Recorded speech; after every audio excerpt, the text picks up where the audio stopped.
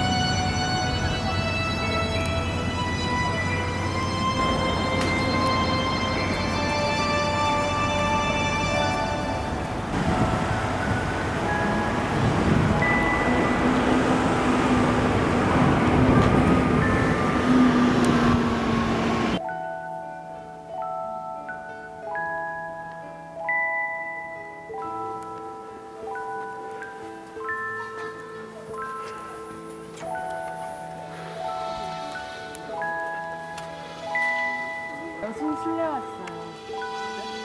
오늘 10월 19일이라 여순 실내 왔어요. 여순항도.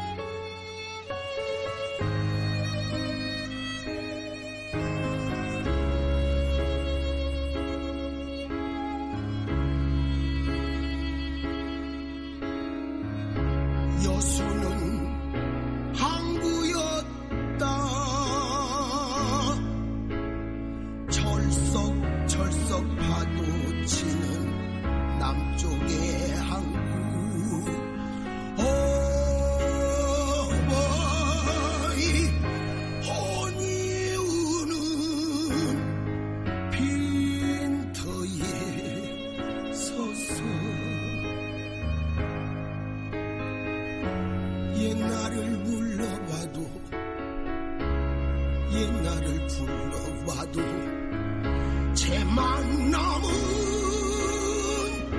이 거리에 부슬부슬 굳은 비만 내리네.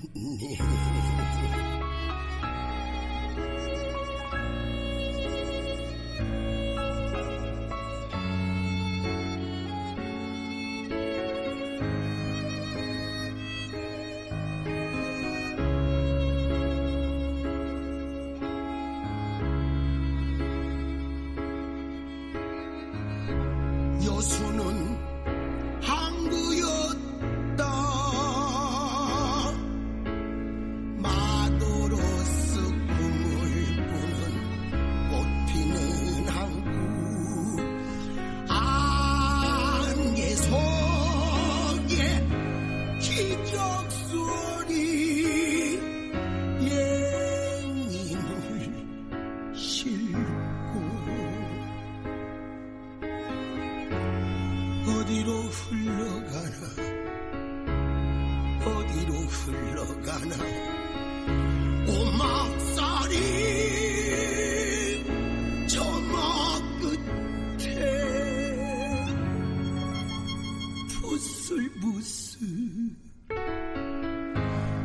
굳은 비만 내리네.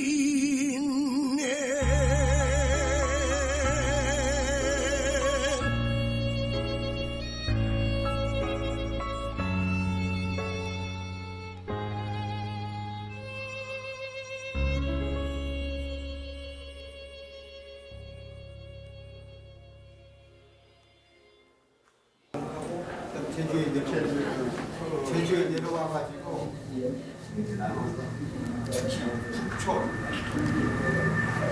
북초 마을 농민들 400명 450명 학살시킨 부대가 이연된 이연한 시위에 내려와가지고 여기서 이제 이 어떤 임무 생활을 해가지고 아주 이제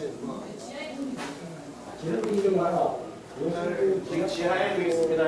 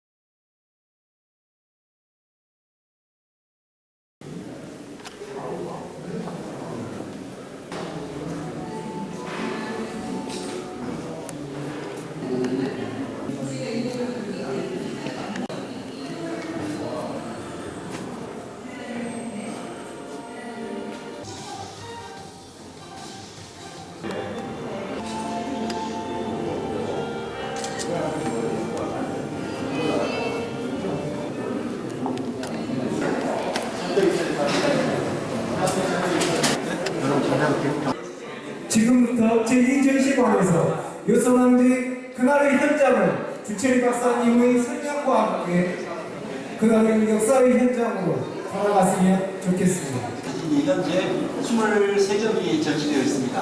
이 23점의 사진은 이제 당시 동경지국장이었던 라이프지 동경지국장이었던 칼 마이더슨이 찍은 사진과 당시 호남신문의 사회부장이었던 이경모가 찍은 사진이 여기에 전시되어 있습니다. 이범석이가 발표를 하게 됩니다. 여수의 국군 제14연대가 반란이 일어났다고.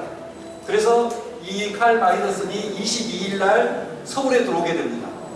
그리고 23일 날 광주를 거쳐서 24일 날 순천에 들어옵니다. 그래서 24일부터 그러니까 이 칼 마이더슨과 이 24일 날 당시에 외국 기자 3명이 들어오고 우리나라 기자로는 설국한 4명의 기자가 처음으로 광주를 거쳐서 이제 순천으로 들어오게 됩니다. 그리고 그 시점에 바로 이제 이 이경모도 바로 이 순천과 여수를 들어옵니다.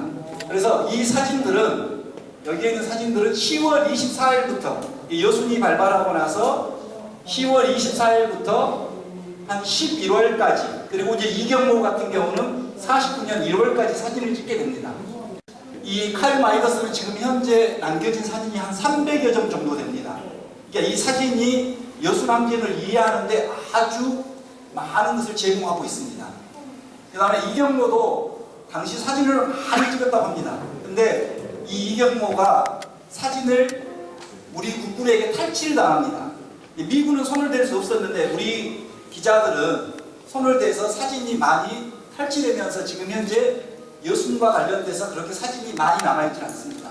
여수 14연대 군인들은 제주도를 토벌해라는 명령을 받았는데 이 토벌의 명령은 뭐였냐면 자국의 군대에게 자국민을 학살해라는 명령이었습니다. 이것이 부당하다고 해서 14연대는 거부했고 그런 데 중심으로 써져 있고 이제 여수는 10월 19일부터 시작해서 10월 27일까지 여수가 이제 쉽게 말하면 해방구역이 됩니다. 그 해방구역에 일주일 쓰게 됐고요. 10월 27일 여수가 이제 토벌군에 의해서 전부 점령당하고 이 이후부터 이제 사진에서 이따 설명되겠습니다만 곳곳에 학교나 이런 곳에서 민간인 학살이 처형되기 시작합니다. 그리고 12월 1일 날 국가보안법이 통과되고 이 시신에 수집하는 사진이 5장이 현재 남아 있습니다. 5장이. 그럼 이 시신을 수집하고 있는 사람들이 누구냐면 이 사진의 주인공의 가족들입니다.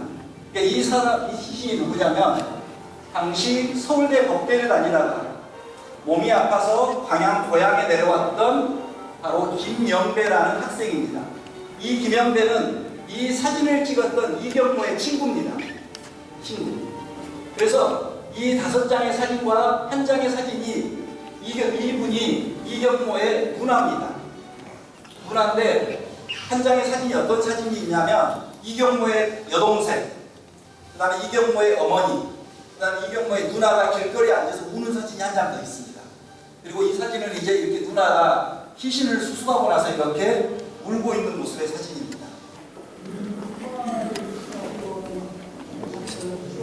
제주도에 가서 사진 봐본 적이 없어.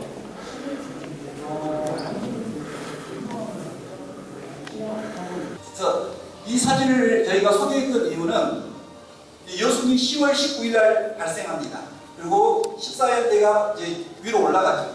그럼 순천에 광양, 구례, 고흥, 고성 모든 경찰을 집결시킵니다. 근데 이 경찰이 여수에서 올라갔던 14연대 공비군에게 맞대응이 될 수 없겠죠. 무기나 모든 면에서. 그래서 20일 날 오후에 모든 경찰이 지게 됩니다. 그래서 이 경찰들이 자기 파견 나왔던 장소로 다시 돌아갑니다. 자기 장소. 이 광양에서 파견되어 나왔던 경찰들도 몇 명이 죽고 다시 광양으로 돌아갑니다. 10월 20일 날. 그리고 이들이 바로 10월 20일 날 돌아가서 광양경찰서에가 21명이 그들이 말하는 구역자라는 이름으로 체포되어 있었습니다. 자익혐의자로. 자익혐의자로 체포되어 있었는데 20일 날 바로 광양경찰이 다시 광양으로 돌아가서 이 자익혐의자 21명을 처형한 사진입니다. 이 사진이 여수남쟁이 발발하고 나서 첫 민간인 학살 사진입니다. 첫 민간인 학살이 광양에서 발생합니다. 광양에서. 경찰에 의해서 21명이 이렇게 처형을 해버린 겁니다. 그래서 그 사진, 이것은 그래서 우리 여수남쟁이 발발하고 나서 첫 번째 민간인 학살 사진입니다. 이쪽으로 좀 넘어가겠습니다.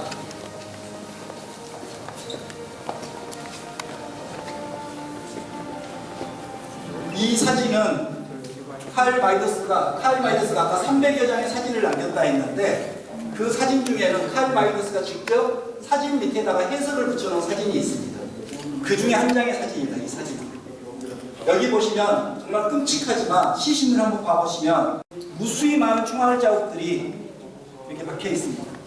그래서 칼 마이더스가 시신의 도투, 점이 무수히 찍혀 있다라고 이렇게 그 사진 설명을 해놓은 사진입니다. 이 사진은 바로 이 칼 마이더스가 순천에 막 도착해서 첫 번째 찍은 사진입니다. 이건 지금 현재 어디냐면 지금 순천대학교 옆에 있는 순천 북국민학교에서 찍은 사진입니다. 순천 북국민학교에서 24일 아침 8시에 우리나라 군대에 의해서 21명이 학살이 됩니다. 8시에. 그 21명의 사진을 칼 마이더스가 이렇게 찍게 된 겁니다. 근데 이 중에 한 인물이 박창길이라는 인물입니다. 이 중에 한 인물. 그래서 이 사진도 마찬가지 칼 마이더스가 이 똑같은 형태의 사진을 3장을 찍습니다. 군이 순천을 들어와서 처음으로 군이 학살을 시켜버린 사진입니다. 그러니까 먼저 이 순천 농업학교에서 색출을 이 순천 시민들을 집결을 시킵니다. 근데 학교가 너무 좁아요. 그래서 이 순천 농업학교로 전부 다 이동을 시킵니다. 그래서 순천 농업학교에서 이제 부역자라는 이름을 색출을 하는데 이제 여수와 순천에 이 부역자 색출을 하는 과정에서 차이점이 하나 있습니다. 부역자로 색출되게 학교로 끌려온 사람들이 전부 젊은 남자입니다. 젊은 남자들을 전부 집결시켜 놓고 이제 이렇게 청년들이, 이 사람들은 순천에서 활동하는 우익 청년들이라고 보시면 됩니다. 이 우익 청년들이 이렇게 손가락질을 하게 되면 이렇게 죽음을 당하고, 이 사람 등을 한번 보시면 순천 농업학교에서 이렇게 부역자라, 그들이 말하는 부역자, 민간인 동조자라는 이름의 색출을 해서 이렇게 고문을 하는 것, 그리고 학살을 하는 것, 그들의 앞장섰던 우익 청년단들이 손가락질만 하면 바로 죽음으로 갔던 사진입니다. 이 아낙네가 시신을 찾는데 이 사람들이 경찰이다. 이제 이때가 10월 19일이었으니까 지금 오늘이니까 벼가 지금 아직 안 맺었죠. 나락이 안 맺었다는 걸 볼 수 있을 것이고요. 이 경찰들을 정말 당시에 말하는 반란군이나 뭐 자익이나 이 사람들이 학살을 시킨 거냐? 그러지 않습니다. 이 사람들은 10월 20일 전투에서 거의 다 희생되신 분들입니다. 우리나라는 1945년부터 지금까지 국가를 위해서 희생하신 분들은 공훈록이라 해가지고 전부 명단을 적어놓습니다. 그 공훈록에 이 사람 이름은 뭐고 어디 출신이고 이 사람은 언제 죽었고 뭐 때문에 죽었다가 전부 기록을 해봅니다. 공훈록에. 그 공훈록을 싹 뒤져보면 순천에서 쉽게 말하면 그들만 학살로 인한, 교전이 아니라 학살로 인한 인원의 학살은 10명 이내입니다. 여수에서는 딱 한 명 있었고. 근데 우리는 이렇게 모든 경찰의 죽음을 반란군들이 학살했다라고 이야기합니다. 근데 그렇지 않습니다. 공문록을 봐보면.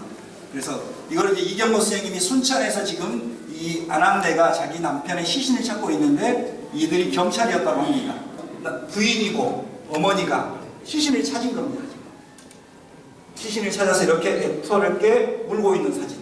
이 사진은 아마 이걸 칼 마이더스가 찍었는데 순천에서 여수로 내려오는 그 과정에서 찍었을 거라고 제가 추정을 하고 있습니다.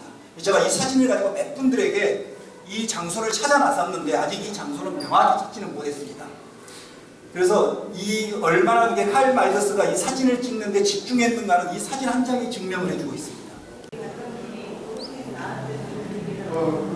이미 이 사진은 10월 27일 사진입니다. 여수의 종고산이라든가 구봉산이라든가 장분산이라든가 주요 산은 전부 이미 토벌군이 장악을 했습니다. 이제 여수의 주요 기구인 여수경찰서와 여수읍사무소, 여수 시내를 마지막 작전에 들어갔던 10월 27일 우리나라의 육군, 해군, 공군이 3군 합동작전을 벌인 그 날의 사진입니다. 그래서 이렇게 전부 자기 표시를 하고 나서, 그리고 이쪽에 보시면 지금 이미 불이 나고 있죠. 여수는 26일과 27일 불이 2차례 납니다. 26일의 불은 해상에서 포를 쏴서 불이 나게 됩니다. 근데 27일 불은 좀 다릅니다. 27일 불은 해상에서도 포를 쏘지만 저 구봉산에 주둔하고 있었던 지혜 이연대가 바로 지금 현재 여수 서시장을 보고 포를 쏩니다. 그래서 27일 불은 해군과 육군이 동시에 포를 쏴서 불이 나게 됩니다. 하고 그러니까 하나로 세간살이를 이렇게 지금 가지고 나오고 있는 거예요. 세간살이. 또 하나 이 사진의 특징은 이 할아버지가 뭘 들고 있는가 봐보십시오. 태극기를 들고 있죠. 태극기. 이 할아버지가. 이 할아버지. 이제 나는 빨갱이가 아니다. 난 자액이 아니다. 이렇게 하기 위해서 빨리 태극기를 들고 있습니다. 이것이 작은 사진에서는 안 보였는데 이렇게 사진을 크게 보니까 명확하게 나옵니다. 14연대 군인들이 제주도 출동을 거부하면서 삐라를 붙입니다. 애국인민에게 구함. 우리는 조선인민의 아들 노동자의 아들이다. 우리는 우리들의 사명이. 이렇게 하면서 왜 우리가 제주도를 출동을 거부한가를 밝힙니다. 그 밝힌 성명서입니다. 굉장히 중요한 사진 중에 하나입니다. 이쪽으로. 여기는 지금 어디를 보고 찍느냐면 이쪽이 유수분들 아시겠지만 남쪽 여기 애암산입니다. 애암산. 애암산 지역에 초가집들이 쭉 늘어서 있고 그 모습을 보고 이렇게 찍었습니다. 이 사진을 먼저 보여준 이유는 아까 순천하고 다르다는 것. 순천은 젊은 남자들을 대상으로만 부역자 색출을 했는데 여수에서는 모든 시민을 서초등학교, 중앙초등학교, 동국대학교, 진남교가 여하튼 장소가 넓은 모든 곳에 직결시켜서 부역자 색출을 시작하게 됩니다. 손을 한번 봐보십시오. 언제든지 발사할 수 있는 이 민간인들에게 뭐가 있을 거라고 군인이 언제든지 발사를 할 수 있게끔 준비를 하고 있습니다. 그래서 이 서초등학교에서는 이런 많은 이제 시민들을 직결시켜 놓고 10월 28일이 되면 어떻게 변화가 이루어지냐면 이렇게 변화가 이루어집니다. 이건 양쪽으로 갈라진 건데 또 한 번 특징을 한번 지금 두 사진과 함께 특징을 한번 찾아보십시오. 뭘 발견할 수 있는지. 네, 저쪽은 여성들이 있었죠. 여기 누구만 있습니다. 전부 남자만 있어요. 그리고 한 사람은 이미 이제 이 사람이 사형 언도를 받아서 이렇게 잡혀 나오는 모습. 이 사람이 사형 언도를 받았는데 자기가 죽으러 간지 어떤지 몰라요. 끌려간 장소가 어디냐면 지금까지 무수히 많은 사람이 죽었던 장소예요. 그 장소에 가서 버텨버려요. 못 간다. 그들이 말 손가락 총이나 누구 말 한마디만 듣고 부역자를 이렇게 구분을 해서 이 학교 뒤편에 가서 직결 처형을 시켜버립니다. 그래서 이렇게 여수 시내가 전체가 불이 나고 있는 장면의 사진이고 이 사진을 유심히 보면 잠금을 착용합니다. 토벌 과정들에서 군인들이 잠금까지 착용하고 우리 시민들 상대로 총뿐만 아니라 이렇게 했다라는 걸 이 사진 한 장이 보여주고 있습니다. 여기는 지금 현재 여수 신월동 제14연대 자리입니다. 여기가 구봉산이고 이쪽이 지금 신월동으로 내려온 길입니다. 그 능선입니다. 이것이 바로 14연대 깃발입니다. 14연대 깃발. 14연대 깃발을 딱 보면 뭐가 생각납니까? 우길기. 왜 이렇게 14연대 깃발이 우길기냐면 14연대 초대 연대장이 이영순이라는 사람입니다. 이 이영순이가 우리 일제강점기에 일본 해군 중위 출신입니다. 자기가 해군이었기 때문에 해군 그 길을 그대로 갖다 그려서 이것만 넣은 겁니다. 지금. 그리고 제 14연대라고 표기를 한 겁니다. 이 여순항쟁이 발발했을 때 지휘했던 사람 중에 하나가 미군의 하우스만 대위라는 사람이 있어요. 이 사람이 책을 한 권 써요. 한국의 대통령을 움직인 하우스만. 자기가 한국의 대통령까지 모두 움직였단 말이에요. 그래서 이 사람의 책만 믿고 이 사람이 한번 글을 써놓으니까 이 사람이 모두 한 것처럼 이야기해요. 근데 하우스만은 대위에 불과했어요. 대위에. 이제 미군이 이렇게 여수에 토벌 작전을 벌리는데 빨리 지나 토벌이 안 돼버려요. 그러니까 10월 23일 누구를 내려보내냐. 이 풀러라는 대령을 내려보냈네요. 대령. 이 사람이 대령입니다. 대령. 그러니까 당시 미군을 총지휘하는 사람이 준장이었습니다. 그리고 대령이 2명밖에 없었어요. 그 대령이 1명을 내려보내서 모든 작전을 짜게 만들어버립니다. 1948년 12월호입니다. 12월호에 이렇게 여순항쟁을 그려놨습니다. 거기에 표지 사진입니다. 아까 제가 그랬죠. 칼 마이더스는 사진을 찍을 때나 글을 쓸 때 제일 중요하게 여긴 게 뭐냐면 역사였어요. 여기 한번 영어로 읽어보시면 리볼팅 코리아라고 썼어요. 이 사람을 여순이 반란이라고 했다면 리볼트라는 단어를 쓰지 않아요. 리벨리언이라는 단어를 쓸 겁니다. 이 사람이 리볼트라고 썼어요. 리볼트는 단어가 반란이라는 뜻도 갖고 있지만 저항이라는 뜻으로 더 많이 우리가 영분작을 합니다. 아이고 고맙습니다.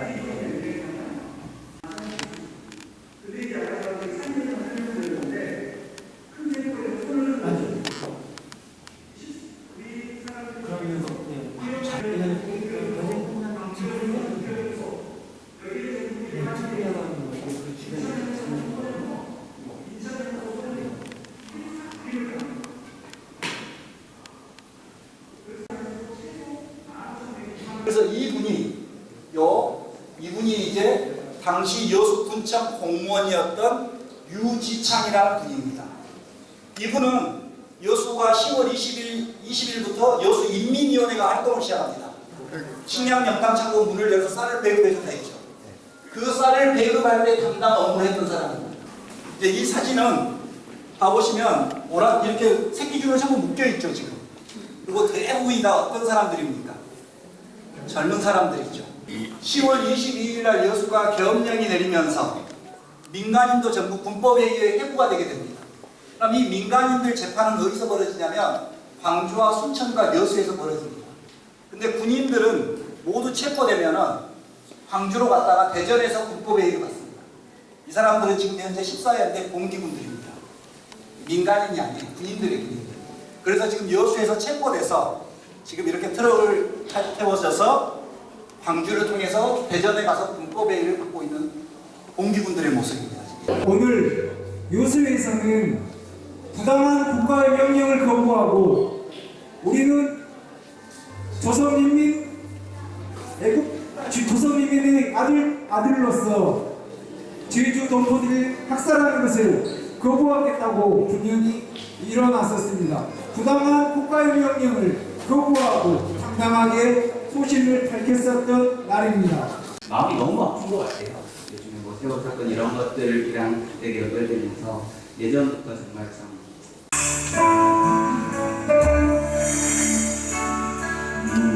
무너진 여수 항에 오늘은 울새야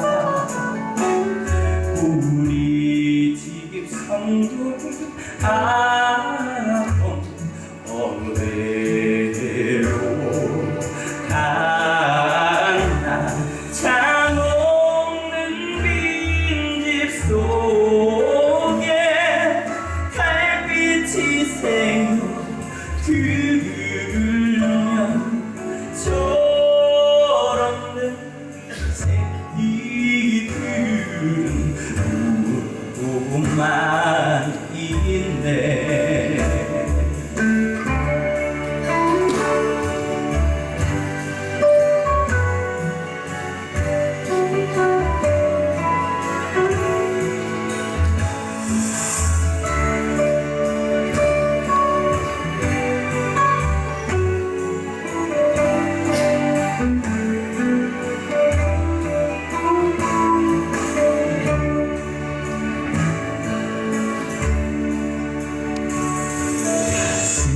가슴을 파고 드는 저녁 바람아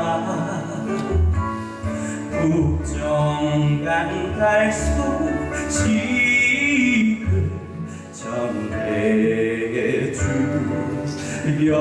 전해주려무나 애미는 네 모양이 되었나 많은 우리 뼈 살림살이 어떠지느냐 외로이 흘러갈 땐 조용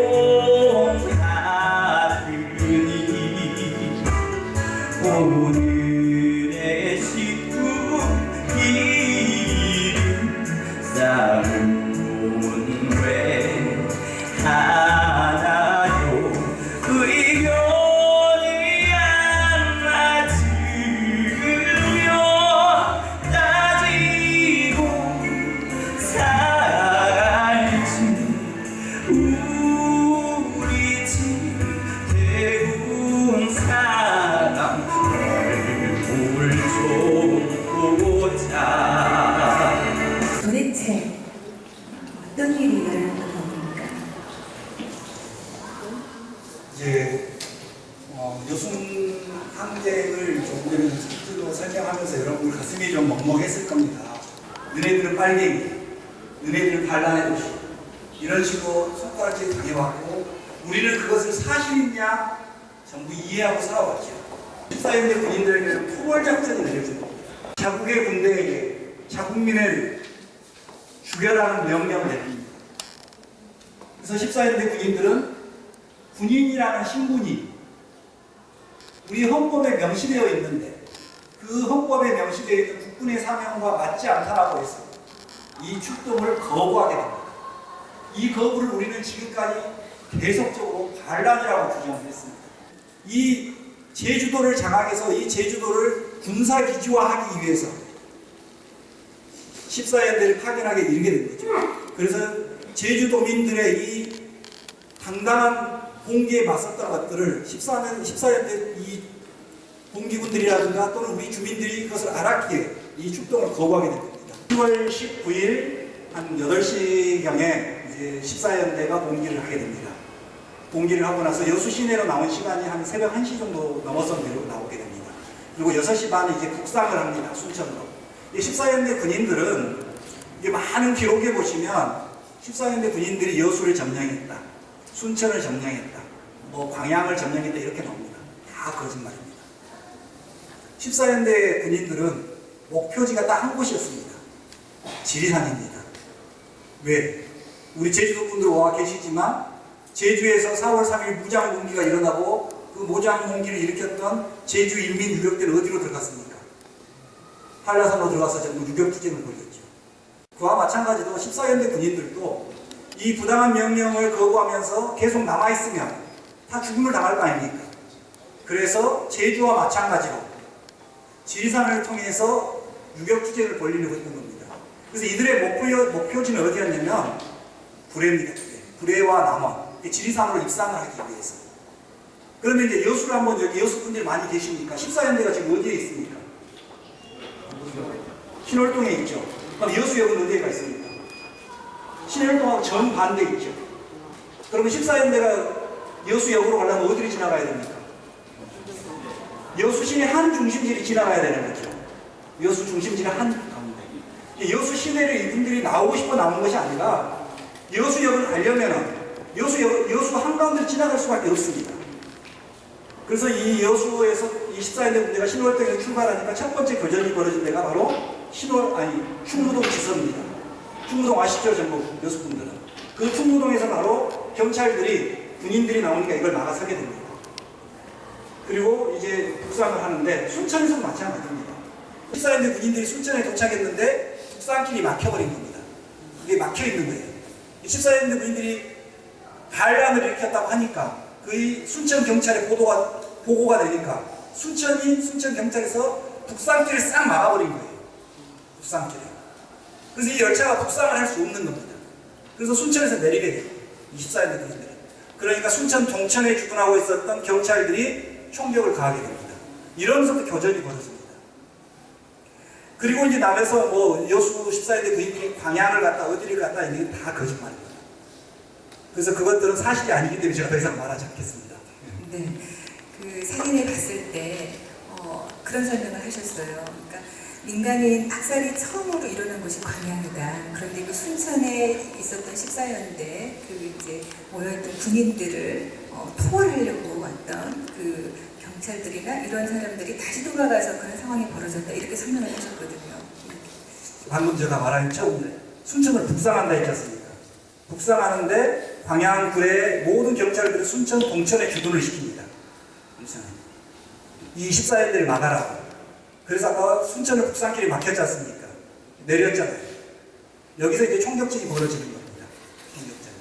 그러면 당시 우리나라에 한번 무기를 봐보면 당시 우리는 일제강점기의 억압을 받았기 때문에 거의 경찰들에게 갖고 있는 것은 구구식 장총입니다. 구구식 장총. 한 방씩 이어서 쏴야 돼요. 근데 이 14연대 군인들에게는 제주도 토벌 명령을 내렸지 않습니까?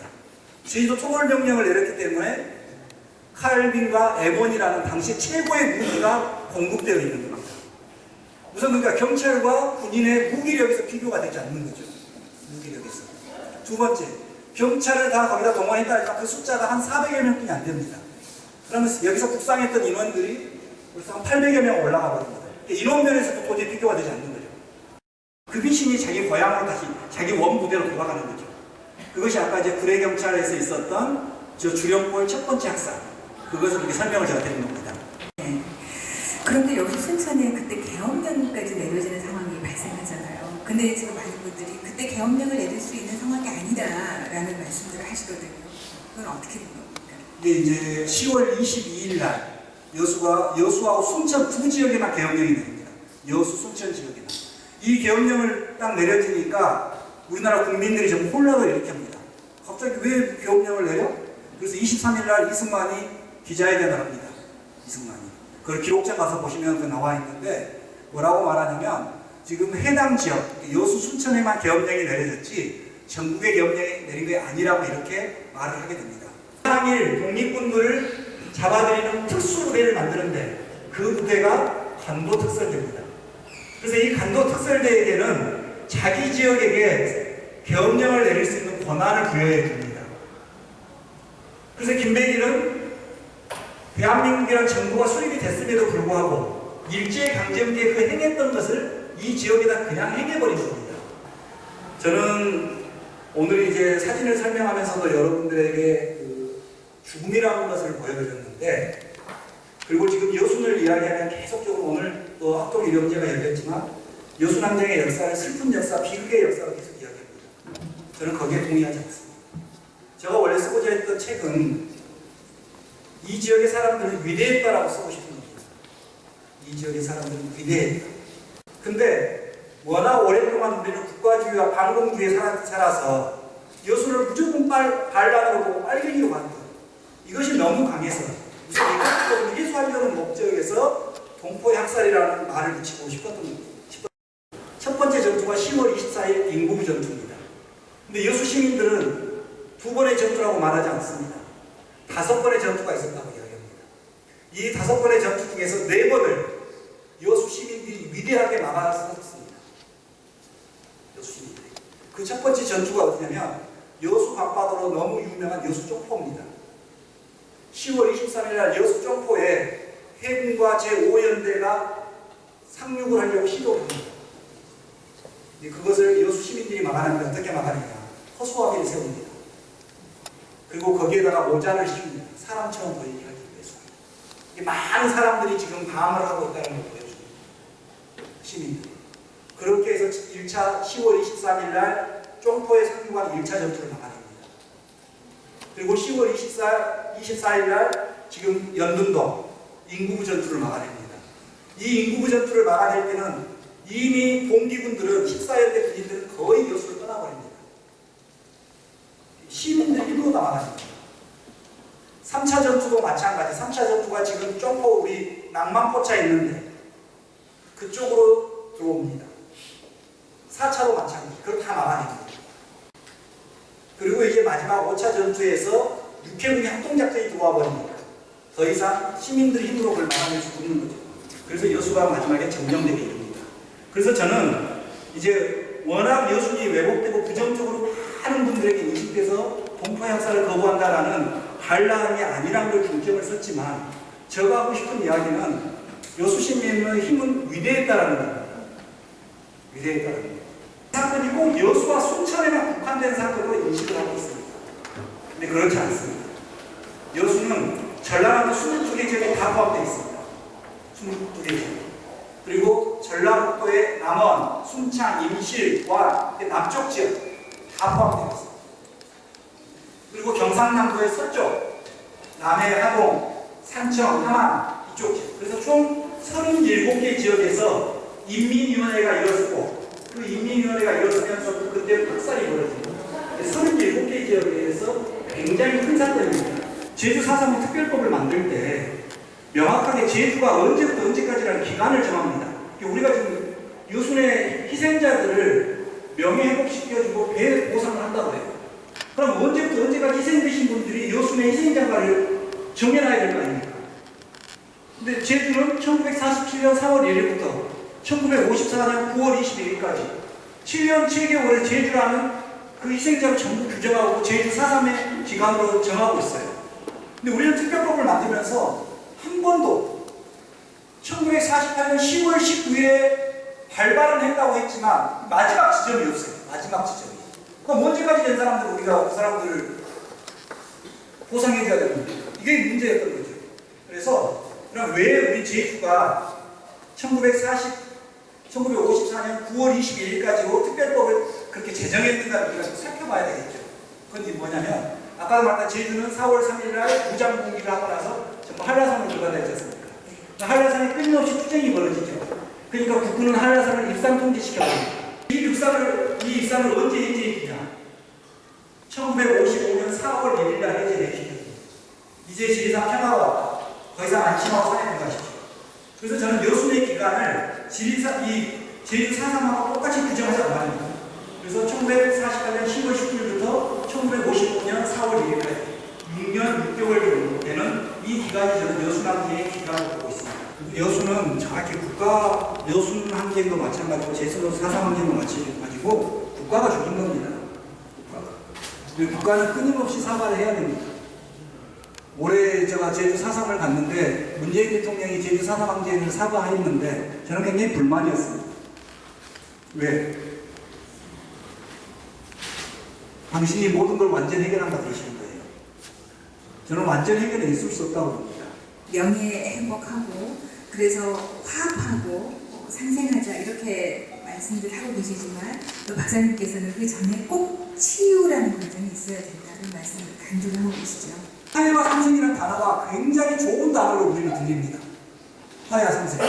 그러면 제가 조금 전에 이야기했지만 저렇게 처참하게 죽은 분들에게 국가가 단 한 번이라도 사과한 적이 있고 그 가족들을 여수시장이 한 번이라도 거둬준 적이 있고 전라도 도지사 한 번이라도 거둬준 적이 있습니까? 그들에게 용서해주라 그러는 거예요. 죽인 놈은 아무것도 안 하고 있는데 죽임을 당했던 사람들에게 이제 용서해줘야 되지 않냐? 화해해야 되냐? 이렇게 말하고 있는 겁니다. 저는 이런 행위는 또 다른 폭력으로 보는 겁니다. 그리고 이들의 사회적 삶을 파괴하는 행위입니다. 그래서 이들에게 유족들에게 화해해라, 상생해라 이러기 전에 아까 제가 말씀드렸지만 국가를 상대로 사과해야 되지 않냐? 사과해라.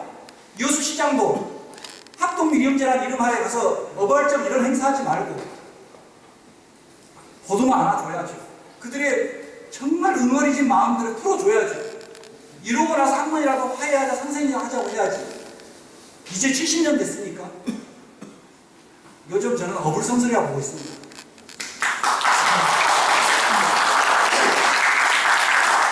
이 노래를 만든 사람이 누구냐면 여수 경찰이었습니다. 당시 강서구라는 여수 경찰이 우리 모든 기록에 보면 반란군과 지방 자익들이 경찰을 싹 죽여버렸다, 모든 지서를 불태워버렸다고 하는데 이 강서구는 그렇게 노래를 남기지 않았죠. 국군에 의해서 초토화된 여수를, 그 아픔을 노래해놨습니다. 여수 브루스는 당시 여수 경찰이었던 강서구가 노래를 만들면서 여수 시민들의 가슴들로 전해졌고 이것이 이제 작은 숲집들에서 불려지면서 지금까지 전해지게 된 노래고, 여수 야화는 1949년 7월에 이난영의 오빠 이봉룡이가 이 노래를 작곡합니다. 여수 야화는. 여수 야화가 1949년 7월에 만들어지면서 음반으로 판매됩니다. 그래서 이 노래가 음반으로 전해지니까 이승만 정부가 이거 부탁났네? 이 노래가 민중들에게 전해지게 되면 또 다른 뭔 일이 터지겠네 싶어서 이 노래가 나온 지 2달 만에 금지시켜버립니다. 상동에 가는, 구에 가면 굉장히 유명한 상수이라는 마을이 있죠. 구의 상동. 그 구의 상동에서 19살 먹은 처자가 세 오빠가 있었는데 큰 오빠는 일제강점기에 징용하려고 끌려가서 죽고 둘째 오빠는 10월 말에 국군에 의해서 총살을 당합니다. 근데 셋째 오빠마저 또 이 국군에 의해서 죽게 됩니다. 셋째 오빠마저. 이렇게 어머니가 그 19살 딸을 잡고, 야, 셋째 오빠마저까지 죽으면 우리 집에 대가 끊긴다. 얼마나 이거 처참한 일입니까? 이 말을 하니 그 막내딸인 백부전이, 백순내가 자기 오빠를 대신해서 죽으러 가게 됩니다. 여순에서는 이걸 막 일명 대살이라고 말하는데 굉장히 많은 대살이 벌어집니다. 예를 들어서 아들이 입산을 해버리면 아버지를 죽여버립니다. 아들을 대신해서. 이런 식의 대살이 어마어마하게 많이 벌어지는데 이 바로 산동에 가는 셋째 오빠를 구하면서 불렀던 노래가 이 이제 백부전이가 불렀다고 전해진 노래가 산동에 갑니다.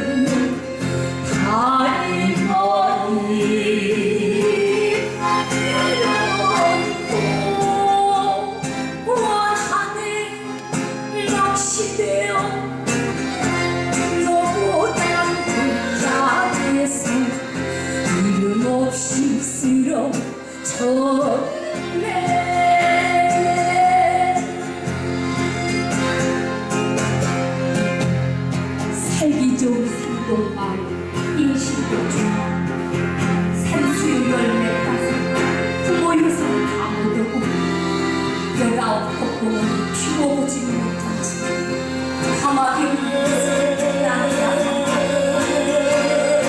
꽃이 겨울 같은 꿈이 오고 내 몸은 제가 언제나 너보다 더 상처스러워 너만 흘러나와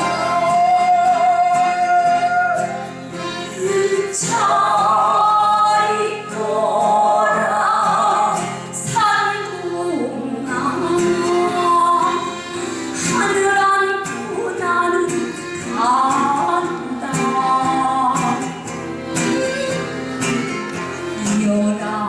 19꽃 피워보지 못한 채